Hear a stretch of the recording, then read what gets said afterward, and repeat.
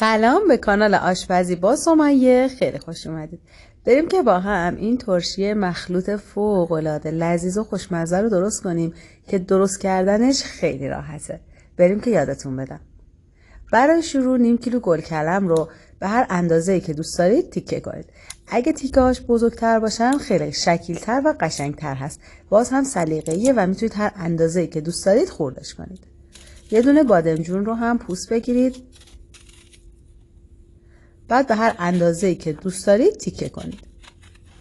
من تو این اندازه‌ای که میبینید تیکه میکنم.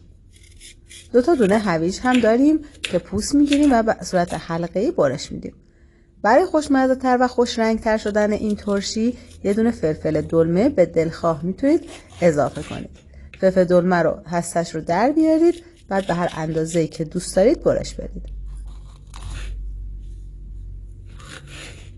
بهتره برای این ترشی تیکه ها درشت باشن. 4 تا 5 حبه سیر رو هم خرد کنید. یه دونه فلفل سبز تندم میتونید اضافه کنید. داخل قابلمه 3 لیوان سرکه بریزید، 1 لیوان آب هم اضافه کنید. 2 قاشق غذاخوری نمک، 1 قاشق غذاخوری زردچوبه، 1 قاشق غذاخوری تخم گشنیز هم اضافه کنید. هم بزنید و اجازه بدید که مواد به جوش بیاد.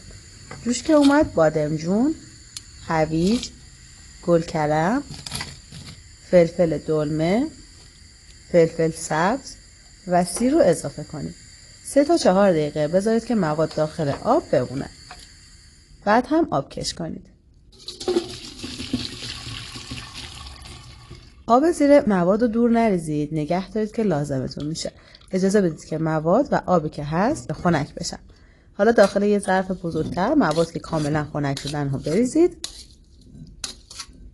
سرکه رو هم که جوشوندید اضافه کنید. به به، اینم از نتیجه کار که فوق العاده است. مواد که آماده شد بریزید داخل شیشه خشک و تمیز، درش رو محکم ببندید. بعد از 3 روز این ترشی خوشمزه آماده مصرفه. امیدوارم درست کنید و از خوردنش لذت ببرید.